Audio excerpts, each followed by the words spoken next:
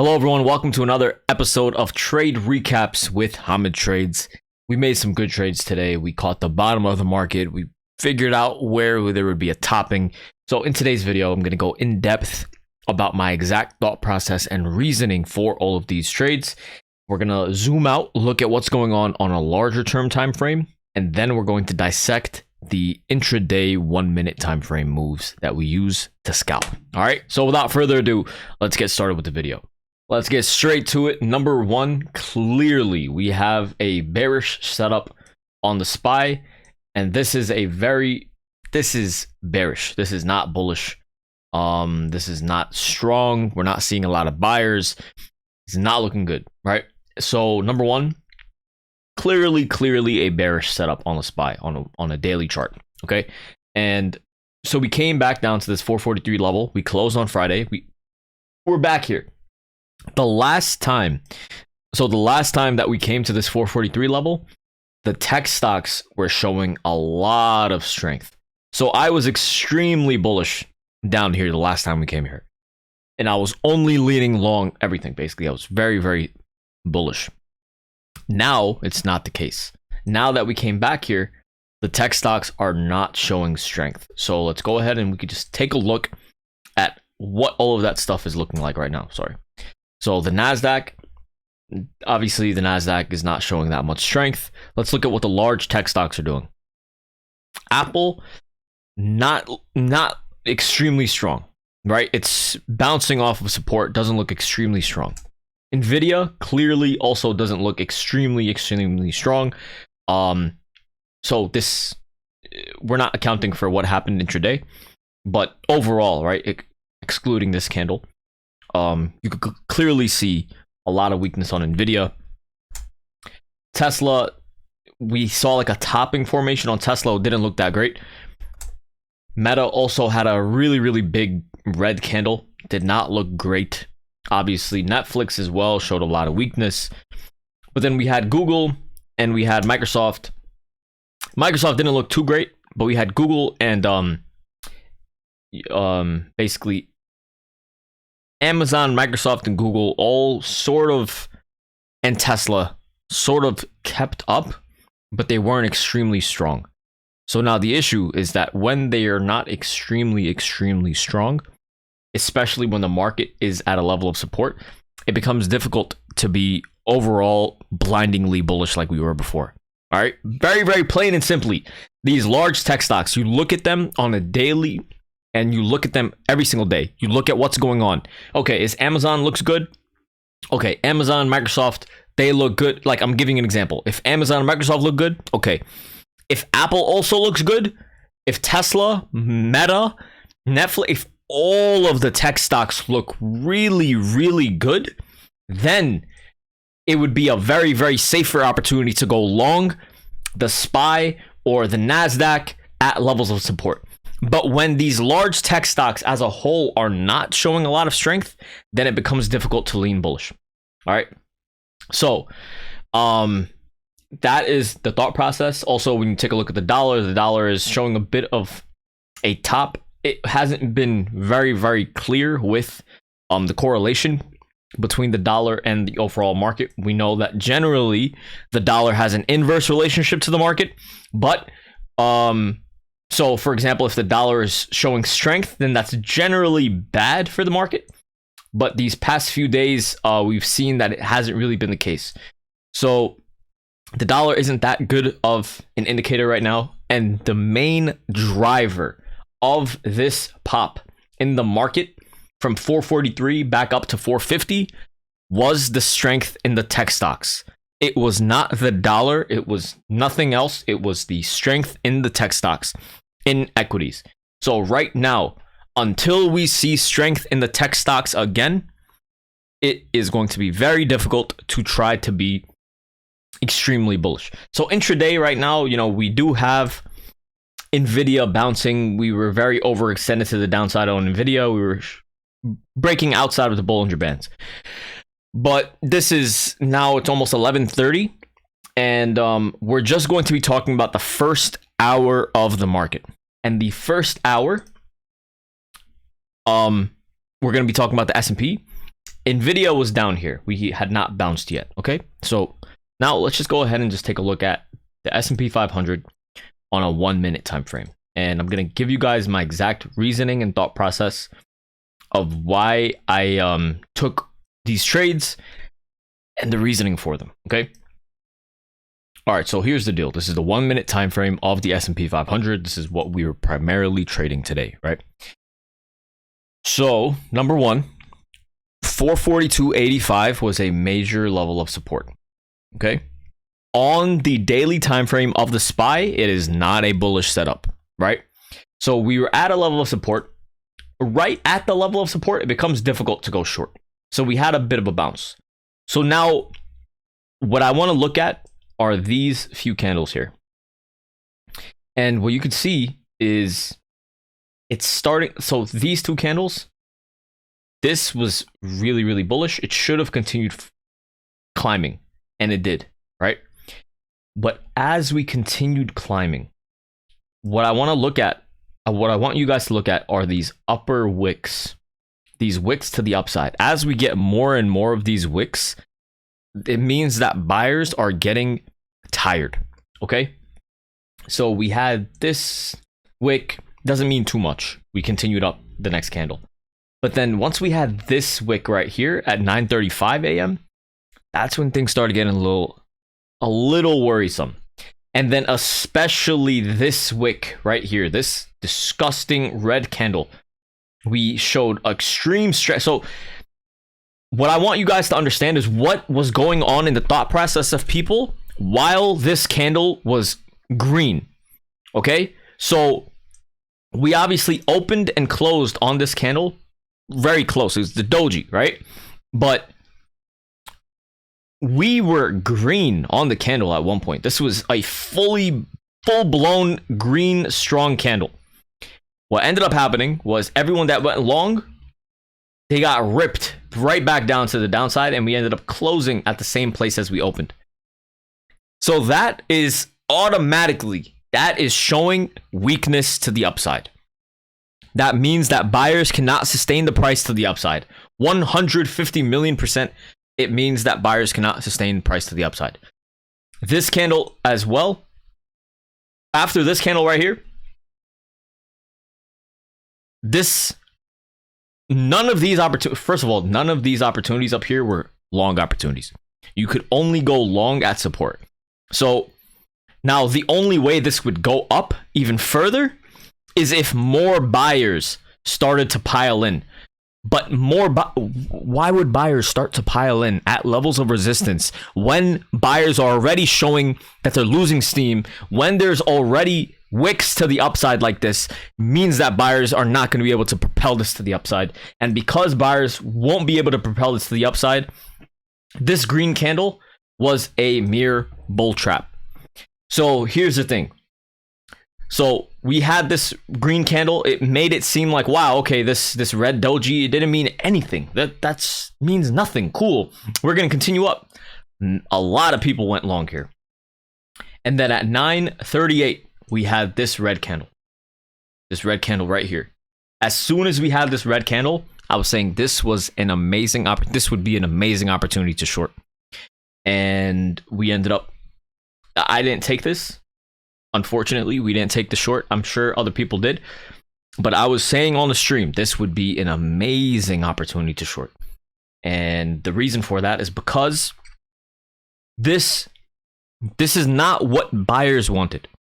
This is not after the market was already starting to get really overextended to the upside. After the market was already showing a lack of buyers. This red candle was not what buyers wanted. And nor was this a strong enough level of support for this to hold. This is also not a safe opportunity to go long. This is a really disgusting, ugly, long opportunity. So this red candle, when it showed up, with all of those different reasons, I was saying this is a good short. We ended up falling dramatically, ended up falling. So for 1, 2, 3, 4 candles, it ended up falling. And then it came back to this very, very important 443.10 level. Cool. Got a lot of people to start going long at this level of support. wow, you know, we're at, like, this is the thought process now. Zooming out. Wow, you know, we bounced at 442.80. We bounced at 443 a few days ago. Now is another great opportunity to bounce. Great. And we had a big move to the upside. Now this is a pullback. Now this is the best opportunity to go long again for a reload to the upside. This is just our pullback. Looks great. Let's go long. Lots of people went long.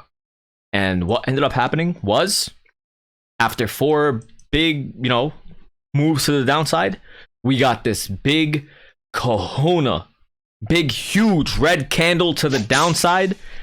Massive, massive, explosive move to the downside. When this happens, it means that sellers have exhausted themselves to the downside. You cannot, obviously this is a red weak candle, right?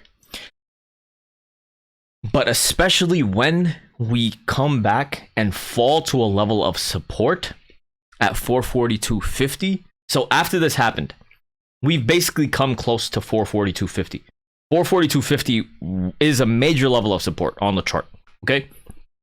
So when we have a massive, massive weakness, when there's massive weakness close to a level of support, you can't continue going short. It's not safe. It doesn't make any sense, okay? So when that's the case, I already knew for a fact when this big massive candle happened, I knew for a fact I would be leaning long. We are not going short now. I'm going to be leaning long. And that's exactly what ended up happening. We went long on this candle. And then we just held. This ended up falling a bit lower afterwards to try to fake people out. It made a new low while we were holding. It made a new low. But we still held. And because I knew that this would end up bouncing, I knew that sellers would not be able to break this level of support after already a big massive move to the downside happened. It does not happen.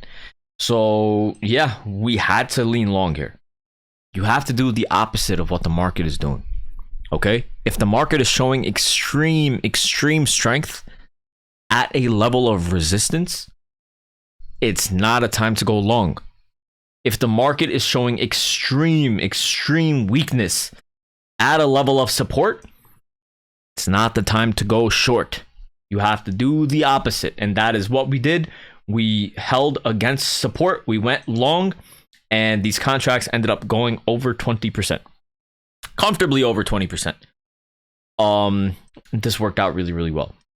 And what ended up happening? Look, so they brought the market back down after it bounced to a level of support. And that's exactly what happened. I was saying that we needed at least 443 to break to the upside. It's a very, very logical thing for them to break it above 443 and then 443.10. That is exactly what ended up happening. We broke above both those levels and tapped 443.30. So that worked out really, really well. Then the other trade that we did not take was as we broke higher here, up here at 1020. Yeah, so at 1020, I think it was. Once we started showing this strength here, as the market had a big green candle to the upside, and then it held this 38.2% fib on this move and had another huge green candle to the upside, and then another big move to the upside afterward with some wicks, right? Then after we fell here, so now excluding all of this, don't even look at any of this. Just look at this as like right here. These two red candles, this is not strong. This setup right now on the SPY that would happen is not strong. And knowing that this happened, I just wanted to get a better opportunity to go short because I knew I didn't want to go short down here. This is not where I want to go short. Once again, you don't go short at levels of support. You don't go short after the weakness already happened. I wanted to go short as there was some strength in the market at a level of resistance. All right. So then you're wondering, okay, why didn't you go? Did you go short on this candle? No, I didn't go short on that candle because this was a massive green candle. It would just be very, very risky. So what I wanted to do still, right? Because so intermediately, we have this support here and we have this resistance here. I wanted to get as close to this resistance as possible before going short. Because if you were to go short over here, the risk reward would be 1-to-1. And 1-to-1 risk reward ratio is not good. You want the reward to risk ratio in your favor as much as possible. So we waited and we waited and we waited all throughout here. And regardless, I told you this is not a bullish setup. It's not a time to go long. So after this green candle, I told everyone that I wanted to start taking some risky light puts. And I got greedy with my entry point, even though this was basically the perfect opportunity to enter. You were entering as close to this level of resistance, and it would have been just an amazing opportunity to enter. But the reason why I didn't want to enter was I wanted one more push to the upside. I wanted to be greedy. I wanted one more green candle to the upside, and then I would have entered. So I would have entered up here, even though I knew all of this stuff was weak. I wanted it to become very overextended to the upside. I wanted it to just be not logical and a safer, less riskier trade. I want to enter with some size. You know, I didn't want to enter into like a lotto risky put. Even though I was telling everyone this would be an amazing short opportunity, risky, but taking light, I would go short. And so what ended up happening was, this worked out really well had we just gone short here, and this would have been over 20% move to the downside. And another reason, it wasn't just the price action that I was looking at. Another reason why I wanted to enter short was because the option contracts, the puts, dropped in value very, very dramatically. So around here, the option contracts were around for the puts, for the 0 DTE option puts, the contracts were around 50 cents. I think they were around 52, 53 cents. And with this move to the upside, the contracts dropped down to 46 cents. So that's a very, very dramatic move to the downside on the put value, right? With not that big of a move. So I knew that this was not going to sustain itself. I knew that they were not going to destroy put premiums that much. It was not going to sustain itself. So the price action was one reason. And the option premium price was another reason. I knew this was going to be a really, really good opportunity to go short. And yeah, we could have just went short. Literally, the contracts were at 47, 48 cents. I wanted to enter. And they ended up going to over 60, 61 or something, 61. And this would have been a nice little scalp to the downside. But it is what it is. I didn't want to take it. I wanted one more move to the upside. Once the contracts hit closer to like 40, then that would have been a really, really just like solid, safer short. I would have went heavier. And yeah, it is what it is. But regardless, this was a really, really bearish setup. I knew that this would break to the downside. And shortly thereafter, that's exactly what ended up happening. And that's one of the other main reasons why it started off with this. It started with this move. I knew that this was not a bullish setup. I wanted a bit of a break higher to go short because I knew that this move to the downside was going to come. And yeah, that's basically what ended up happening. And then my internet went out. And yeah, actually another trade that I was saying as my internet was going out was you could go long here at 443.30, have a tight stop loss right here. And that ended up working as well. So yeah, some solid trades, but yeah, it is what it is. I hope you guys had a wonderful day so far. I hope you guys have a wonderful rest of your day. please take care. Make sure to like the video, and yeah, comment, subscribe to the channel if you haven't already. I really appreciate all of your support, and I will see you guys bright and early tomorrow morning. Thank you.